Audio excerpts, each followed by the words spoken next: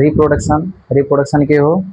रिप्रोडक्सनलाई नेपालीमा प्रजनन भनिन्छ प्रजनन प्रक्रिया भनेर बुझिन्छ है रिप्रोडक्सन भनेको प्रजनन प्रक्रिया अथवा प्रजनन भनेर बुझ्ने गरिन्छ reproduction means it is the process of हैन अब bearing child it is the process of bearing child by an organism of same kind है कुनै अर्गेनिजमले आफू जस्तो क्यारेक्टर भएको कुनै प्राणीलाई जब जन्म दिन्छ तो त्यो प्रक्रियालाई हामी प्रजनन अथवा रिप्रोडक्सन भन्छौं है र रिप्रोडक्सन कति प्रकारको हुन्छ दुई प्रकारको हुन्छ सेक्सुअल रिप्रोडक्सन एसेक्सुअल रिप्रोडक्सन है सेक्सुअल रिप्रोडक्सनलाई नेपालीमा मैथुनिक प्रजनन र एसेक्सुअल रिप्रोडक्सनलाई नेपालीमा अमैथुनिक प्रजनन भनिन्छ अब सेक्सुअल रिप्रोडक्सनमा के हुन्छ भने ग्यामेट्स चाहिन्छ यसमा के चाहिन्छ ग्यामेट्स नेसेसरी हुन्छ है ग्यामेट्स नेसेसरी यानी कि ग्यामेट्स आर नेसेसरी यसमा ग्यामेट्स चाहिन्छ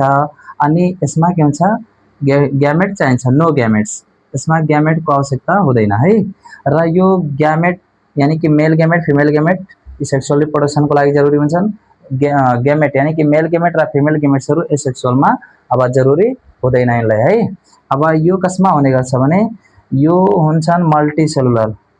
यो मल्टीसेलुलर अर्गानिजममा हुने गर्छ हैन यो मल्टीसेलुलर अर्गानिजममा हुन्छन् र यो यूनिसेलुलर अर्गानिजममा हुन्छ यूनिसेलुलर अर्गानिजम है यो यूनिसेलुलर अर्गानिजममा हुन्छन् यो प्रक्रिया जस्तै एक्जाम्पलको लागि अमीबा